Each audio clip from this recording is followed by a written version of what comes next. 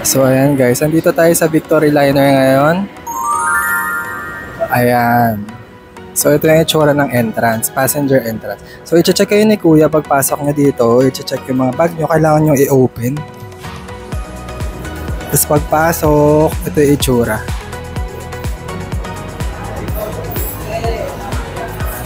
Ang liwanag, maganda na siya. Tapos meron kayong mga food stalls dito sa kaliwa pagpasok ng entrance. So ayan, medyo konti pa lang yung food choices guys, pero pwede na. Habang nag-aantay, pwede kayong bumili ng food para hindi kayo mabore. Ayan, tapos merong milk tea tsaka Lawson. Ay, may Lawson pala. Tignan natin kung ano yung Lawson. Ay, hindi ka pala pwede pumasok. Stall lang din pala yung Lawson. Ganyan siya. Tapos ito yung waiting area. Sobrang liwanag na. Ang ayos. Ang ganda na niya tignan. Hindi ko na ma-recall kung ano yung last time na akong sumakay ng Victory Liner na bus. Pero parang ang laki na nang in-improve simula nung dati ko siyang nakita. And tapos kung makikita ninyo guys, ayan, merong malaking screen dito. Tapos nagka-flash na rin yung departure tsaka arrival. Tapos may oras na. So pwede nyo nang i-check dyan kung ano ng status ng inaantay ninyong bus. Ayan. Tapos sisilipin naman natin yung itsura ng ticketing booth nila guys. Ayan. Ito, meron silang CR papunta dito. Ito yung ticketing booth. Ayan, comfort room papunta doon. Tapos dito yung ticketing office. Ticketing office ba to? Ticketing booth. Ayan, nakayos na. Ito yung may priority lane, may online redemption booth, may advanced booking, actual booking. So, ayan. So, check naman natin yung itsura ng CR na.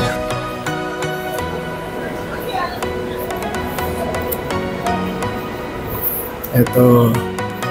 Bagong gawa rin daw ata ito eh. Pero tingnan natin kung ano yung itsura. Hindi ko pa rin na-check. Ayun. Meron silang PWD.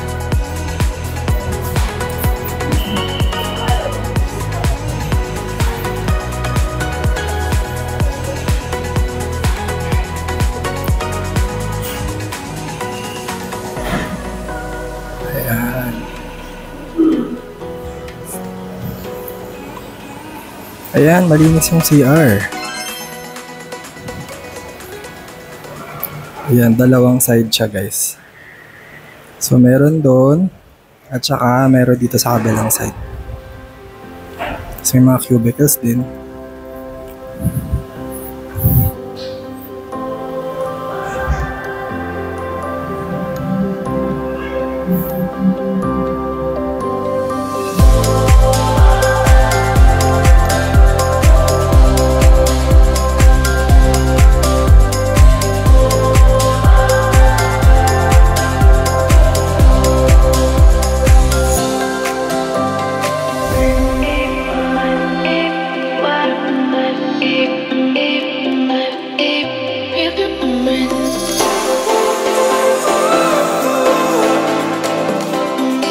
Andito tayo ngayon sa Victory Liner Lounge. Dahil nga Royal Class Bus ticket yung hawak natin, pinapasok tayo dito. Actually, hindi ko alam kung meron pang ibang mga pwedeng pumasok dito. Pero kung makikita ninyo, available yung kape, may creamer, may sugar, may microwave, meron silang sink dyan. Tapos pwede rin kayong magdala ng food inside, merong mga tables, chairs, merong entertainment, merong TV, may music, at syempre ang pinaka-importante sa lahat, air-conditioned yung lounge na ito. Kaya pwede talaga akong mag-relax habang inaantay yung scheduled departure ninyo.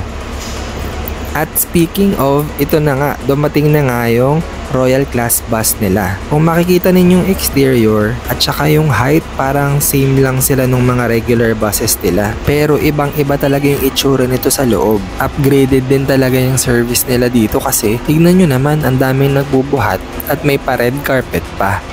Antayin nyo lang yung announcement na pwede nang sumakay sa bus. Hindi nyo naman kailangan magmadali dahil reserved seating ito. Kailangan nyo lang ipakita yung ticket ninyo.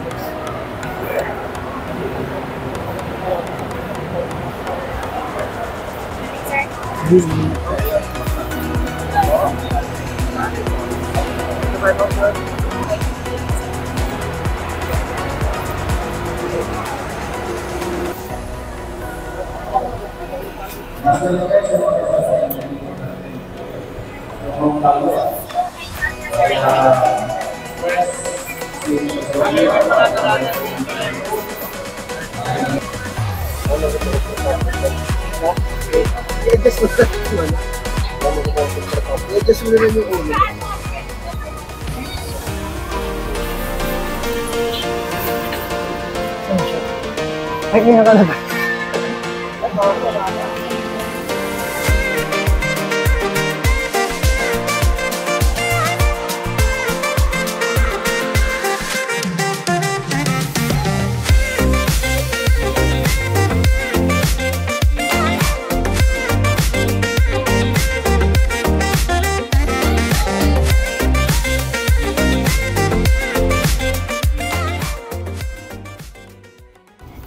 Ayan, so hi guys, andito na tayo ngayon sa loob ng Royal Bus. So kapag sumakay ka dito sa bus na to, up and down siya. Ako nasa baba ako ngayon. Meron din sa taas. So meron silang tatlong row ba to? Tatlong column. So may A, B, tapos ito letter C.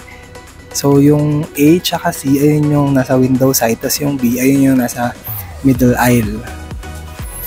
So yung nakikita ninyo, hindi siya ganun kaluwag. Pero okay na din kasi kung matutulog ka naman sa biyahe, comfy naman yung upuan. At saka for privacy purposes, meron siyang curtain. May sariling ilaw. Tignan natin, papakita ko sa inyo. Ayan siya. Tapos, yung lagayan nyo ng gamit is dito siya. Pwede siya dito sa may paa. O kaya meron din parang maliit na compartment dito banda eh. Ayun, tignan mo, naglagay ako ng tubig dyan. Tapos, pag sumakay kayo dito, ito yung mga complementaries nila. Merong kumot. Sabi sa akin, pwede na raw itong iuwi, dalhin pa uwi. So, dadalhin natin yan. Tapos, meron din silang isang bottle ng water.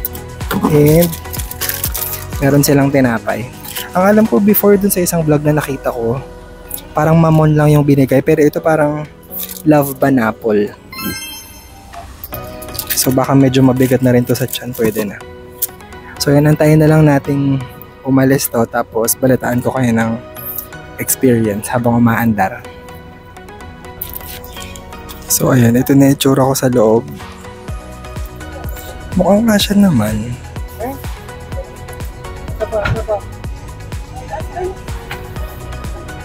Tapos ito yung aircon. Ito gusto ko yung aircon kasi nakiklik siya. Parang 1, 2, 3. 1, 2, 3. So meron siyang 3 levels. Nakiklik siya. Tapos ito yung ilaw.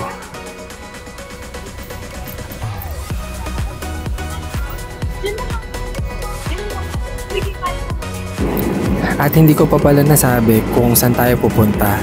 Bukod sa gusto kong ma-experience tong bus ride na to, gusto ko rin talagang umakyat ng Benguet, in particular sa Atok.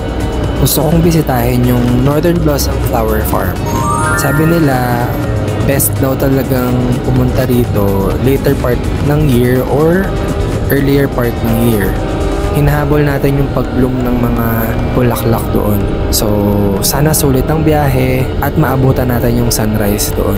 Pagbaba kasi natin sa Baguio City, kailangan pa nating magbiyahe ng mahigit 1 oras para makarating ng Atok Benguet. Ganito yung aisle ng bus, yung mga nasa baba odd numbered seats, yung mga nasa taas even numbered seats. Huy, hindi nakahubad sa bus pero may damit ako dyan. Pero ayan, hindi masyadong fully reclined yung seat ko kaya hindi ko rin masyadong maunat yung paa ko. Pwede namang fully reclined pero may mga gamit kasi akong nilagay sa likod. So sa may bandang paa, nandun pala yung USB port, hindi ko lang napakita kanina. Pwede nyo i-charge yung mga phone nyo dyan. Tapos ito yung switch ng ilaw. Kapag naka-on siya, naka-on din yung ilaw. Kapag naka-off, wala rin siyang ilaw. Sa experience ko, hindi naman siya maalog, lalong-lalo na nung nasa expressway. Pero nung nakaakyat na kami ng Baguio, mararamdaman nyo na yung zigzag. So baka hindi na kayo makatulog masyado dito sa part na to. Pero actually, maganda rin talagang magising kayo, lalong-lalo na yung mga nasa window side, para hindi naman sayang yung view na makikita ninyo. After 4 hours ng biyahe, galing sa Cubao Terminal, nakarating na rin ang bus dito sa terminal nila sa Baguio City. Ipapakita ko naman sa inyo yung POV ng mga taong nag-aabang dito sa Baguio City, pabalik naman sa Cubao. Pero wait, bababa pala muna.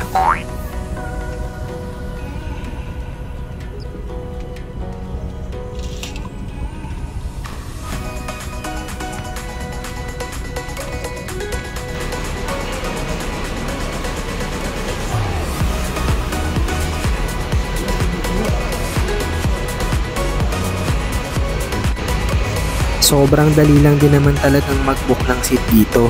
Pwede nyo siyang gawin online. Ibibigay ko yung link sa description box para pwede nyo siyang i-consider sa susunod ninyong mga travel plans.